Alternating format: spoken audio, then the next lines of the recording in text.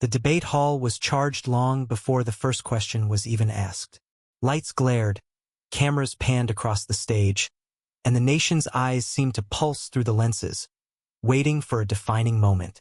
Then it happened, too sudden, too sharp to ignore. Barron Trump leaned forward, his voice cutting like a blade through the hushed anticipation. Jasmine Crockett is unfit. The words didn't just echo. They detonated.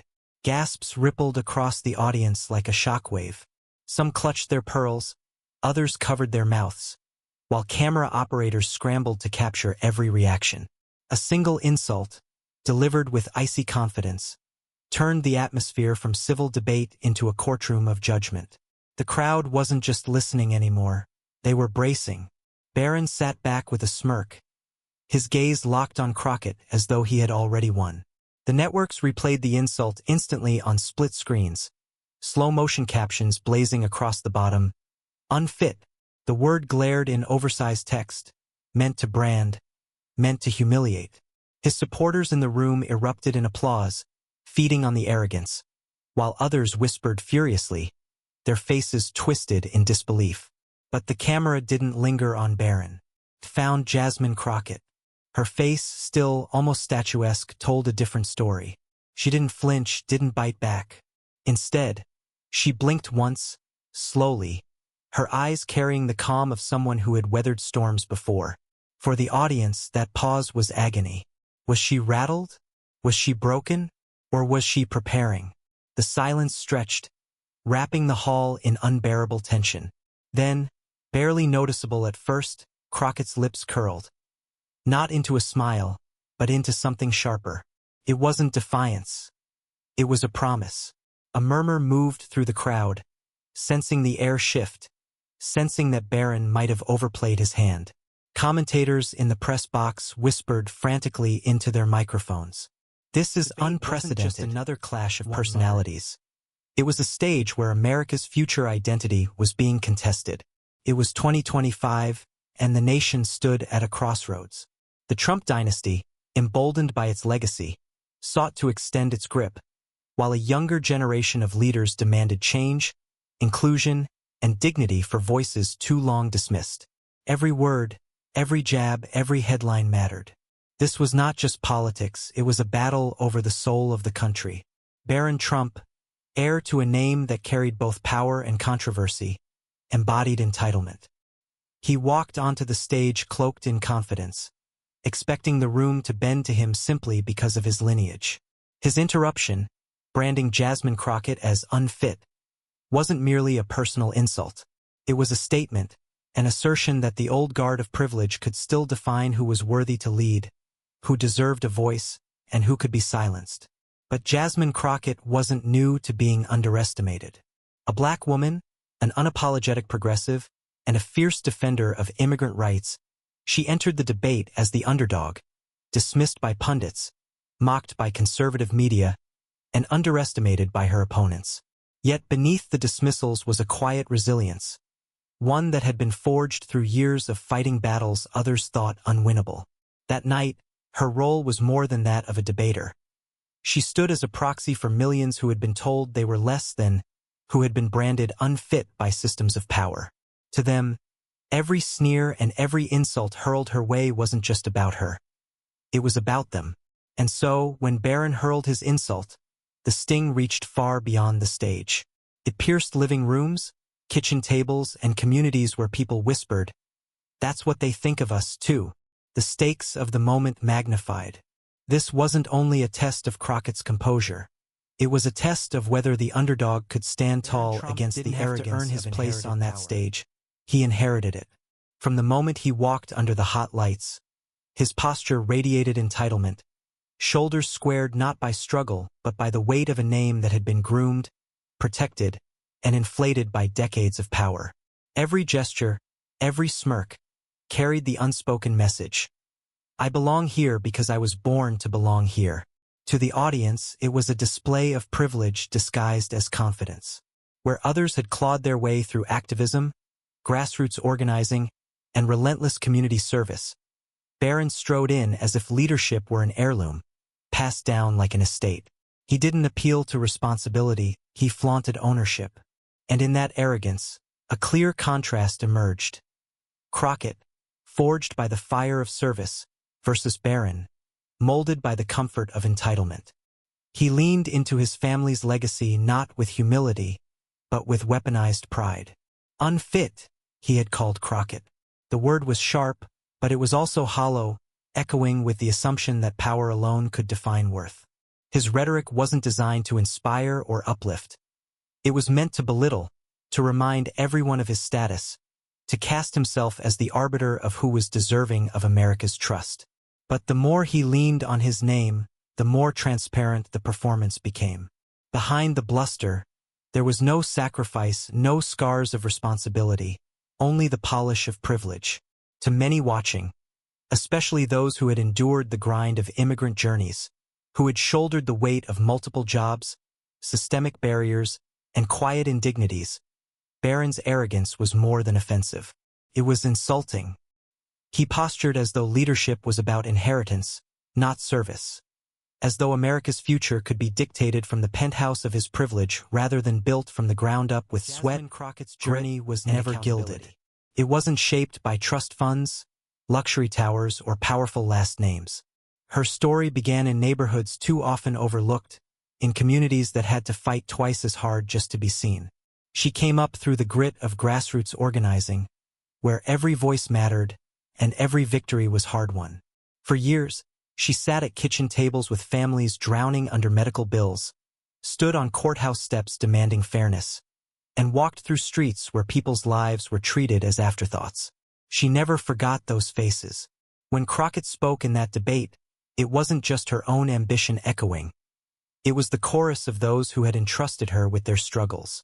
Unlike Barron Trump, she didn't inherit her seat at the table.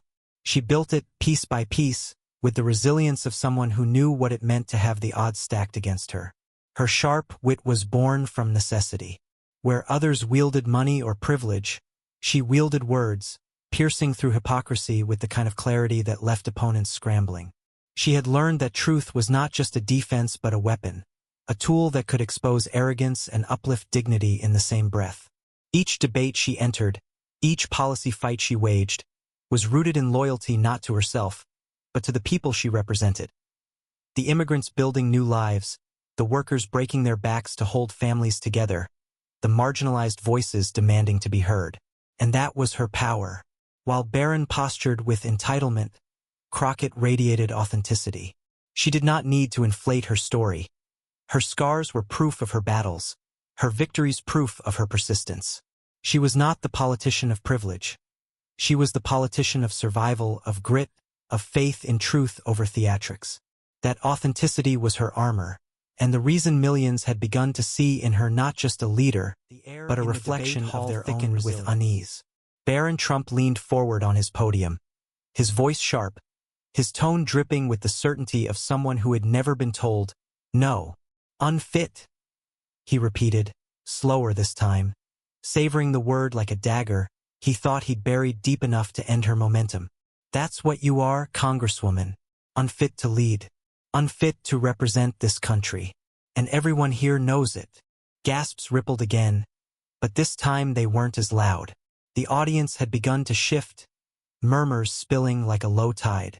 Some faces showed disbelief, others anger, and a few, curiosity. The cameras zoomed in on Crockett. She hadn't moved. Not a blink. Not a wince. Barron, mistaking her calm for weakness, pressed harder. You stand here pretending to be a champion of the people, but you've built nothing. You've proven nothing. America needs strength, not sympathy. Leadership, not lectures. You don't belong on this stage, and the sooner you accept that, the better for everyone. His words carried the arrogance of entitlement, the absolute conviction that dominance alone made him credible. He straightened his jacket, adjusting the cuffs as though the debate stage were just another boardroom, another space already owned by the Trump name. But Crockett's silence was its own kind of power. She did not flinch. She did not rise to his bait. Her stillness contrasted with his restless bravado, and the audience began to notice. The murmurs grew louder, now tilting toward her. Inside the camera's frames, the contrast crystallized. On one side, the sneer of privilege, the smirk of someone who thought politics was a birthright.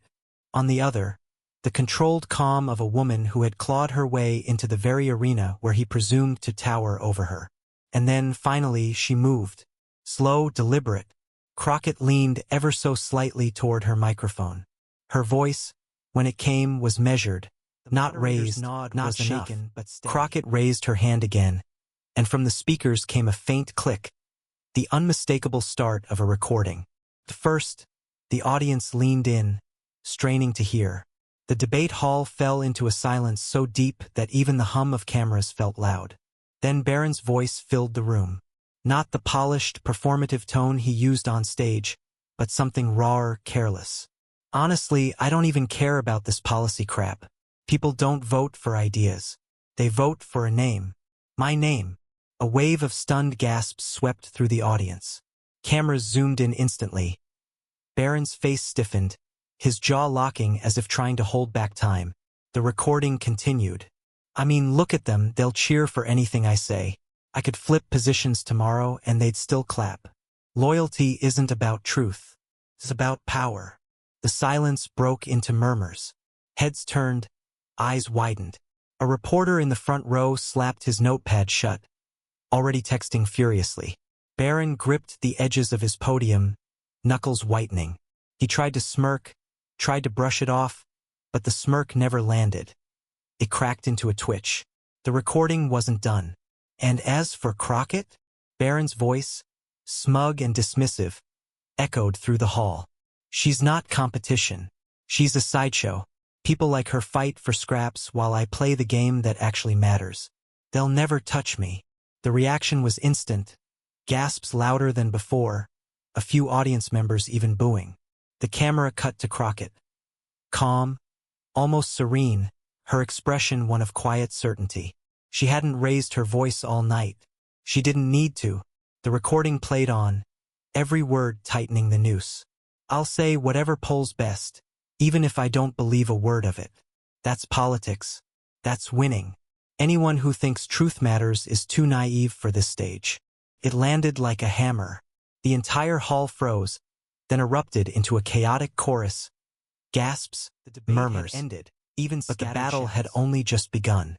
Within minutes of Crockett's devastating reveal, clips of the recording were racing across the internet. On TikTok, a split-screen edit showed Barron's smirk melting away in real time, the caption screaming, "When the mask slips." Twitter, now X, was a wildfire. Hashtag Unfit for America climbed to the top of trending within an hour. By morning, it was global. Right beneath it, another tag exploded into existence. Hashtag Crockett Clapback. The phrase became a rallying cry, shorthand for the moment truth outmaneuvered entitlement. Memes flooded timelines. Barron's frozen, panicked face photoshopped onto crumbling statues, melting crowns, sinking ships. Another viral post overlaid Crockett's calm expression with the text, "Power isn't loud. Power is steady." On late-night comedy shows, the hosts couldn't resist. One joked, "Barron Trump just taught a masterclass in political science. Step 1, admit you don't believe anything. Step 2, lose everything." The studio audience howled. Celebrities jumped in, too. A-list actors, pop stars, and athletes all shared the clip, many with just one word, respect. Crockett's name was suddenly everywhere, not as a niche political figure, but as a cultural symbol of resistance against arrogance. News panels spun into overdrive. Some conservative commentators tried to downplay the tape. It was taken out of context, they insisted. But the rawness of Barron's words was undeniable. The arrogance was self-contained, needing no spin. Crockett, meanwhile, wasn't chasing the spotlight. In her first interview after the debate, she kept her tone measured. This was never about embarrassing anyone. It was about honesty. If we accept leaders who see the people as pawns, we lose something much bigger than a debate. That line ricocheted across networks, clips shared millions of times. Unlike Barron, she didn't look rattled. The moment would be remembered for its drama. The gasps, the recording, Barron's collapse. But she refused to let it become just another viral spectacle. She framed it differently, deliberately. At her next rally, the crowd expected fireworks. They wanted a victory lap. Instead, Crockett stepped onto the stage and spoke softly at first, letting the quiet pull people in. "What you saw the other night," she began, "wasn't about me and it wasn't about him. It was about what we believe leadership should mean in America." She paused, letting the words settle. The audience hushed. Leadership is not a birthright. It is not a crown to be passed from father to son. It is a responsibility, one that demands honesty, service, and respect for the people who place their trust in us. Applause rippled, swelling into cheers. But Crockett lifted a hand, urging focus. "This is bigger than Barron Trump. Bigger than me. This is about us, all of us, redefining what leadership means in a time when cynicism is everywhere. It's about refusing to accept arrogance as strength. It's about demanding truth, even when it's inconvenient." She looked out at the crowd, students, parents, workers, elders, and her voice carried the weight of lived struggle. "I came from communities where people didn't have lobbyists, where voices were drowned out by money, by privilege, by power. But those same communities taught me what real strength looks like. It looks like resilience. It looks like standing up when the odds say sit down. It looks like telling the truth when lies would be easier." Cameras captured faces in the audience.